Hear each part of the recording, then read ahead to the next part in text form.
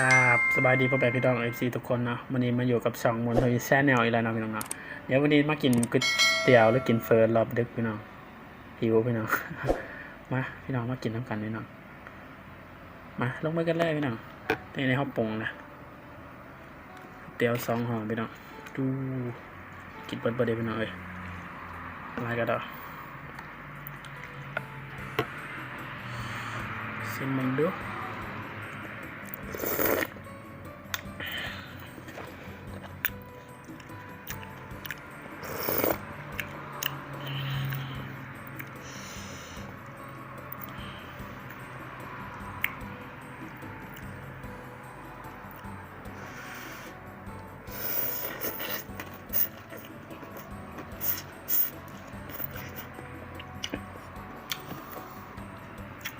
เข้มไปหน่อยหนึ่ง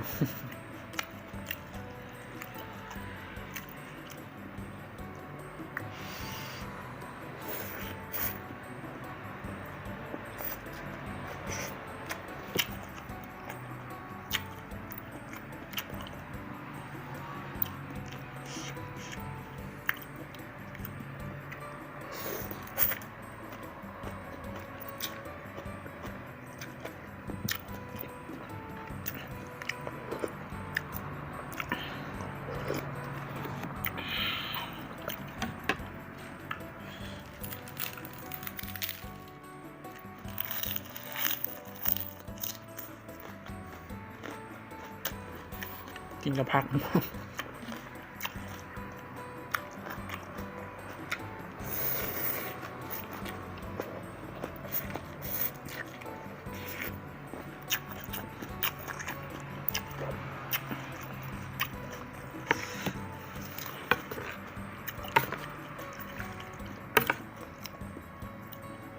นได้ไว้นอนกินน้ำกันนะ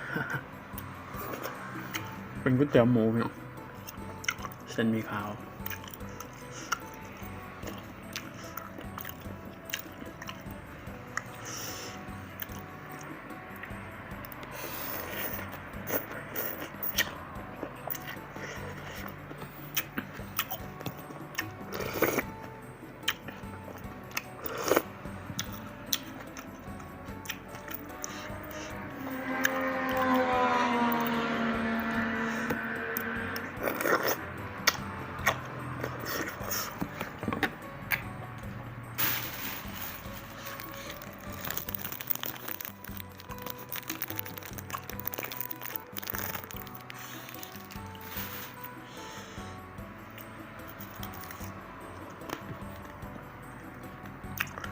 กินมาปิ้งแห้งเข้าไปน้ำ ข้าวคันดีป่ะ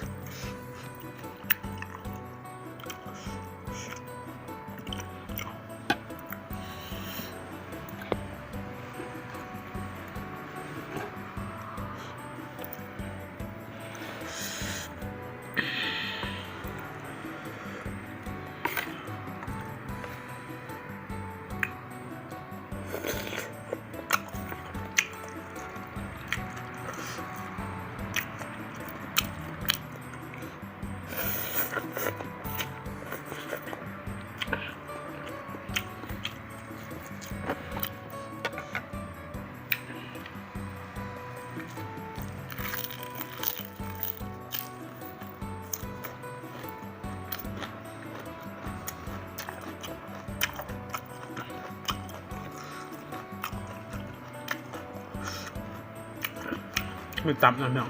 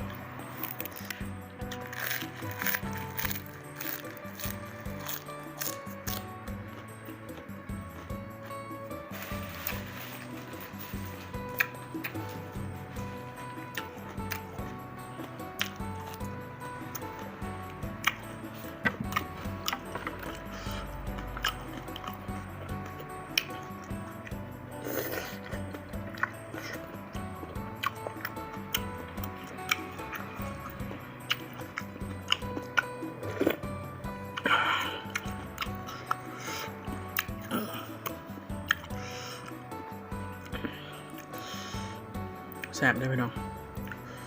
มาเด้อพี่น้องเด้อ นอนดึกกินแล้วก็นอนได้พี่น้องเนี่ยกินแล้วก็นอนเลย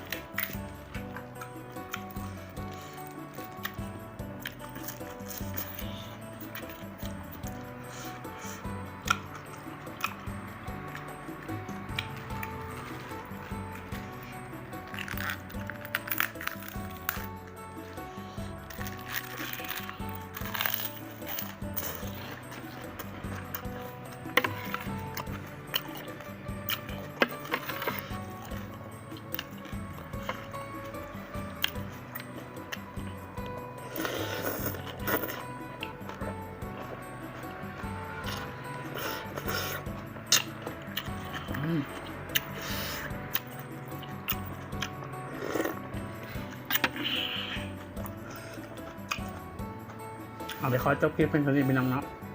โอกาสหน้าพบกันใหม่นะพี่น้องเนาะสำหรับวันนี้ขอลาเป็นน้องแล้วพี่น้องนะเดี๋ยวมื้อหน้าเราเจอกันใหม่นะพี่น้องเนาะสวัสดีพี่น้อง